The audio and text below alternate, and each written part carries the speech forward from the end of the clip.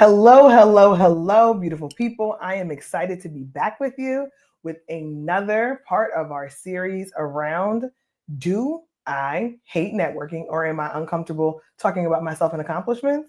My name is Leah Murphy. For those of you who have been riding with me for a really long time, welcome back. And for those of you who are joining us for the first time, it is amazing that you chose to be here with us.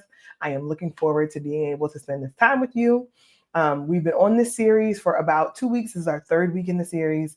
And what has really been coming through really clearly is oftentimes we don't hate networking. We just haven't learned how to do it. And we haven't learned how to do it in a way that feels authentic to us and also feels like it's something that's worthwhile as a skill to be able to build. So I think people talk about it a lot. There's a lot of fear. There's a lot of trepidation. So I wanted to break it down in a way that felt approachable and in a way that felt like it would matter to you. So at this stage in the game, we're now talking about strategic visibility. So how do we really create professional recognition through intentional actions, right? How do we make sure that we're investing in the recognition in the areas where it will matter in our career?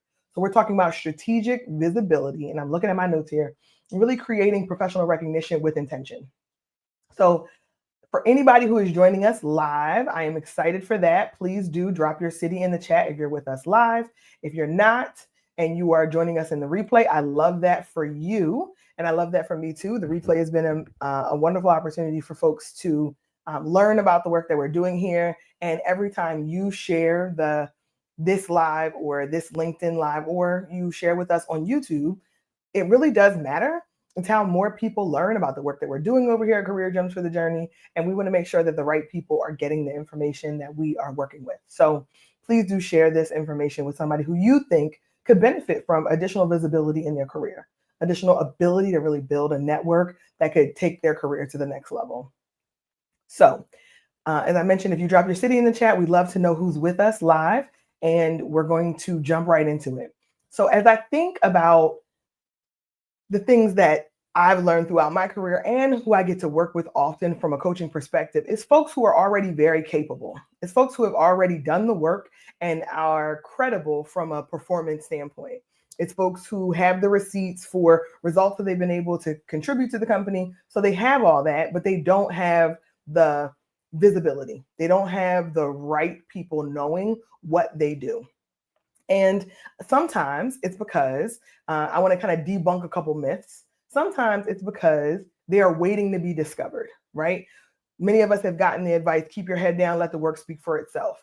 And what I'm telling you is that's not real in today's day and age. There's so many competing priorities, and I've talked about this before on other platforms. There's so many competing priorities that waiting to be discovered is not a strategy. It's kind of like hope is not a strategy.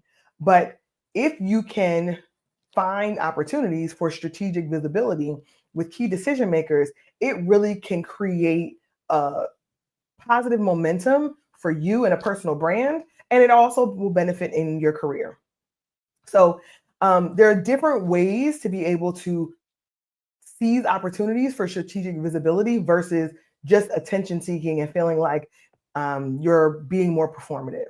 And sometimes the strategic visibility is assumed that it's only going to be pick me, and it also has to be this idea of not being able to do it in an authentic way. And I'm here to tell you that there are ways to be able to do it, and we're going to talk through them. So I want to talk about the how you can let your work speak for itself. You can absolutely perform and deliver the results. And we talk a lot about performance currency in here at Career Gems for the Journey. And that's a term that Carla Harris, who I find to be a phenomenal speaker, an executive leader who's done tremendous work for decades and decades, that's a term that she uses. Performance currency means you actually deliver against what you are obligated to, tied directly to your objectives. You deliver against your objectives consistently. And that's how you get in the room. That's how people know who you are. So I'm not saying at all that you can have strategic visibility without performing. Very few of us get the privilege to be able to do that. So you still have to have performance currency in the role that you're in. And that means you have clear objectives, you're meeting your objectives. And in meeting those objectives, you are actually adding value to the organization. So number one, how to seek out opportunities for strategic visibility and creating professional recognition with clear intention, the number one way is choosing contribution over competition. So not so much is it important that you and your peers are doing the same work, or that you and another part of the organization are appropriately aligned or resourced, right? That is important, but the most important thing is your performance currency as your contribution, especially when you're early in your career. And I would say all the way up to executive. If you don't have any results that you can tie back to a contribution that you made specifically, then you're not going to be able to get strategic visibility or recognition. You're not going to be able to get that. Even with the intention, you won't get it. So first, choose contribution over competition. That's really building your performance currency. That's delivering against your results and your objectives. That is absolutely making sure that the job that you're in right now, you are performing at meets expectations and higher level. And meets is kind of the floor. And when you meet your expectations, that's kind of the basic expectation. That's when you're just going to get a paycheck. When you are exceeding your expectations, or when you are doing something that's going to be differentially better to the company, that's when you get the opportunity for additional visibility. So I want to make sure that when you're thinking about doing this work and you're thinking about your performance currency, that performance currency also should come with some opportunities to storytell or to talk to others about your performance. It starts with your manager. It always starts with your manager. How are you giving your manager a succinct kind of 2-minute overview of what you've contributed to the organization and how you want to make sure that you continue to get to do work at that level or higher? Your manager is the starting point. Once you've talked to your manager about your performance and the work you're doing, and your performance currency is well documented with them, then it's the opportunity of, are there other audiences that you could be sharing your results with? So it's in no way you seeking out attention. It's you talking to an organization that's already wants to be informed about what you're doing, and you're doing it. You're filling the gap for them. So I try to encourage folks to think about it as filling the gap of information for your organization, and filling that gap with your performance. And the key part here is you are your own best advocate. If you are your own best advocate, if that's true, and I'm telling you that it's true, you making sure that you're talking to your manager about your contributions, your manager is well informed and looking for other audiences that may have a gap in awareness of what you're doing and how that contributes to the bottom line. Getting in front of those other audiences is getting visibility with intention. Now, that may be your manager's manager, that may be cross-functional team members. It could be a variety. It's not always going to be a vertical, but it could be a cross-functional team that still has a lot of influence and pull within the organization. So I'll give you a quick example. In a previous life and career, there was a financial analyst who was super capable, really talented, but no one was aware of. That individual was always in the background, helping to formulate, helping to build just a good strategy, tangible assets that people could then use, but then they wouldn't go back and give that individual enough credit. So that person kind of consistently got overlooked. The one time that individual then says to their cross-functional partner, somebody who's not in finance, to the person who's in marketing, and says to that person, hey, when you present your marketing budget, or when you present to your leadership, can I sit in on that meeting so that I can make sure that the finance side of it is properly represented?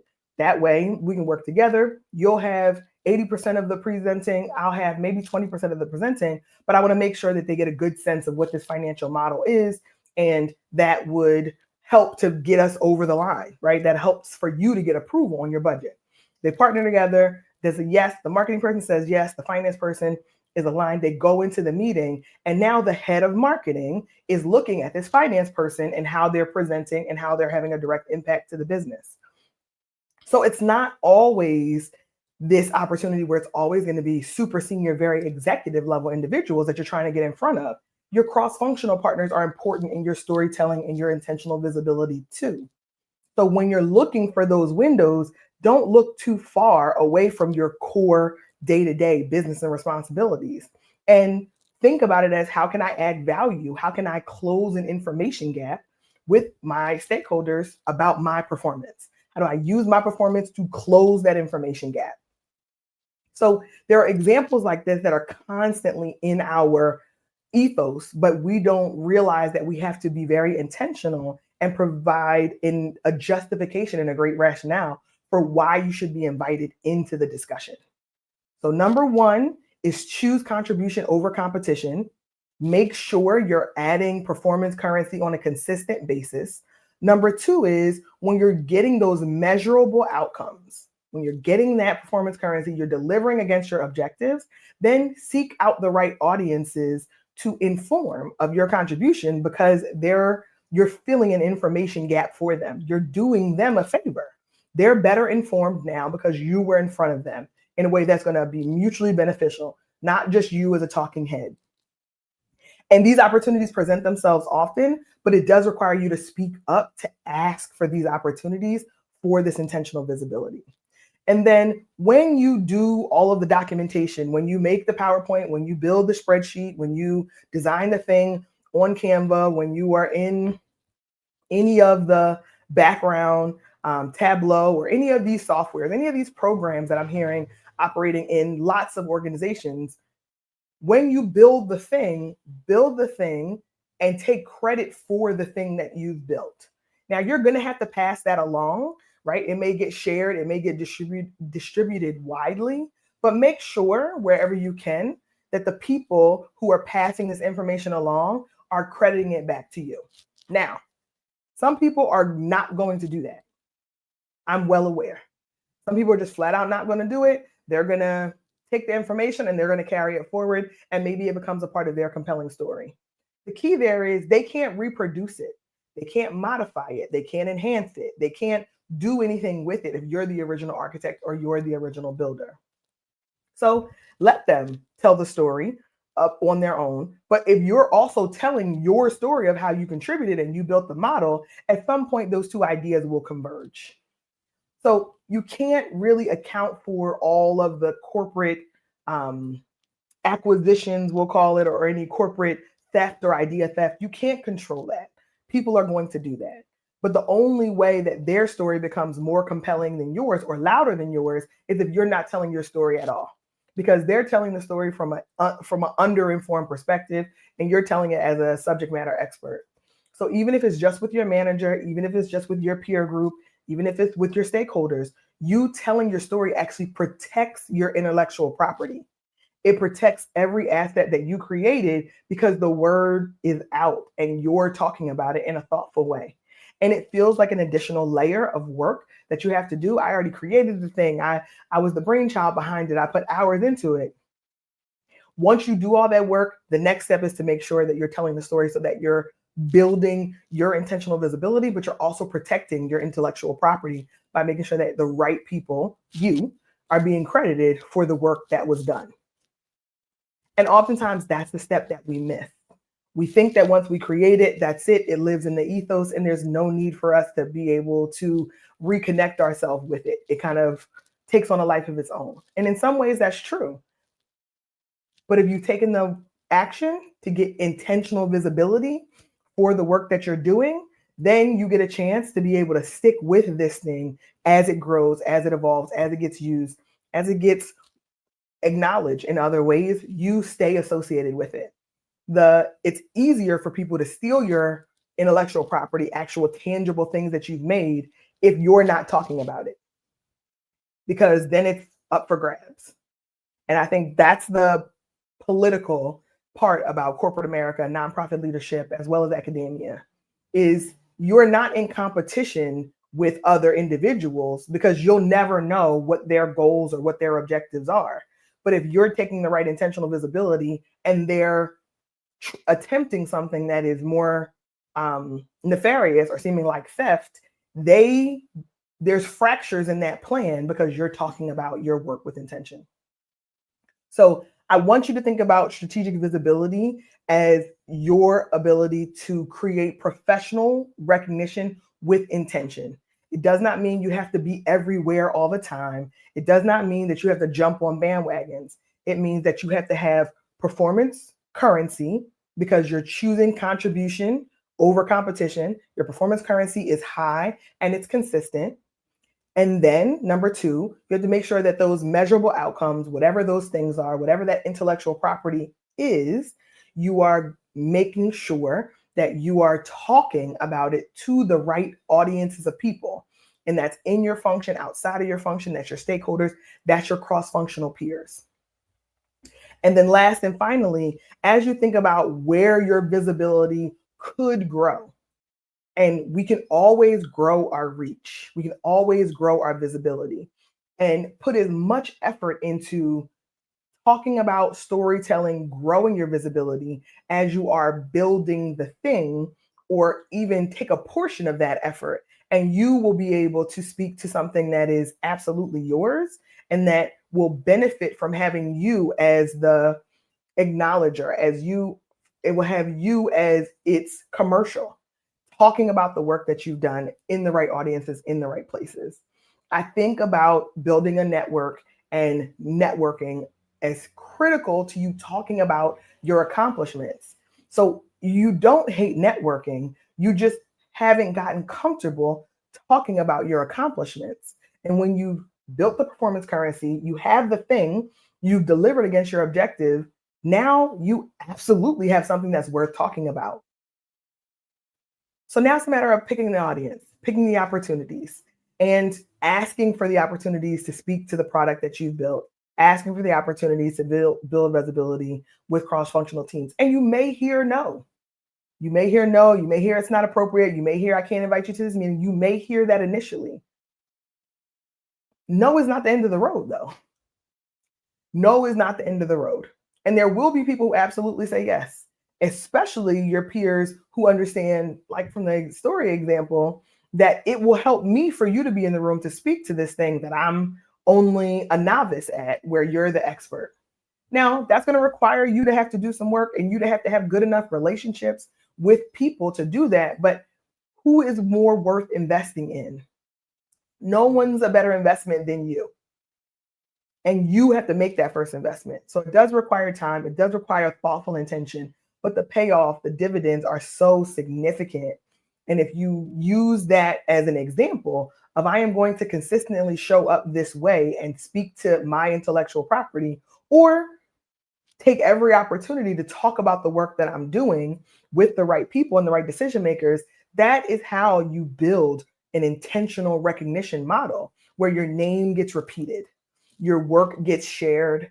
And when your name gets repeated and your work gets shared, then you have an opportunity to follow into that room, or you certainly have an opportunity to leverage the fact that your work is in the room, your name already got mentioned in the room for future career growth. So all of these are intentional strategies that you are building now to be able to leverage at some point in the future. Now, whether that future is 30 days, whether that future is a year from now, we have to create the leverage. We're always on a cycle where we are creating professional recognition with intention so that we can leverage that recognition, those acknowledgments in the future for something else that is important to us in our career, in our professional life. So I promise you, if you guys stay with me all the way through this series, it's going to be 6 parts. And I really think that by the end of it, we will have completely disconnected this idea of I just hate networking, because I don't think we hate networking. I think we haven't gotten comfortable, or we haven't learned how to talk about our professional accomplishments. So I see Luce is here with us, always riding out with us. We appreciate it. Thank you, Luce from LaGrange, Georgia, is hanging out with us today. We appreciate you joining us live. If we start to use these strategic tools and efforts to think about how we can debunk the myth of I'm not good at networking, I'm not capable of doing it, or I hate it, to use it to make sure that we're thinking about our strategic visibility as a point of leverage for us in the future that we can benefit from, it kind of takes it from a chore to a choice to invest in the things that are going to get us what we're looking for at some time in the future. And it's an investment in you. And who is more worth investing in on a regular basis? No one. You are your best investment. You taking these strategic actions is an investment in you, an investment in your career that you'll be able to leverage at some point in the future. And I'm thrilled and excited to be on this ride with you. So if you are down for the cause, come back and join us for part 4. We will be back here next Tuesday at 12 p.m. Eastern Standard Time. We'll dive into part 4, and we will take a couple of questions from the folks who are joining us live. And I might even send out a quick poll from folks who are going to take us on the replay. Shout out to both communities, our live community and our replay community. We're really all one, who are looking for strategies to be able to advance our career in the current environment, right?